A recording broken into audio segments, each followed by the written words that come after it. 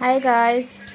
কচু এমন একটা সবজি অথচ চুলকায়, অথচ কচুর লতা পাতা মানে কচু কোনোটাই বাদ দেয় না, অথচ মানুষ এই সবজিতে সব কিছুই খায়। তাই আমিও রাস্তায় একটু হাঁটলাম, তো ওইদিকে দেখলাম পাশে কচু হয়েছে আর এত সুন্দর হয়েছে দেখে লোভ সামলাতেই পারলাম না, তাই বাড়ি গিয়ে একটা কাঁচি নিয়ে আসলাম। নিয়ে এসে এখন কচুগুলো কেটে নিয়ে যাব।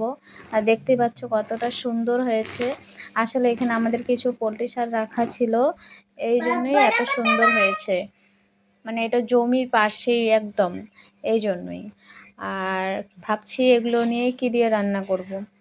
তো অনেকেই অনেকভাবে খায়, তো আমি যেটা খেয়েছিলাম শুটকি মাছ দিয়ে, এমনকি ছোলা দিয়ে। তো আজকে সেটা কিছুই নেই, ছোলাও নেই, এমনকি শুটকি মাছও নেই। যাই বাড়ি যাই, কালকে রান্না করব, তোমাদের দেখাবো কী দিয়ে কী করলাম, কীভাবে রান্না করলাম।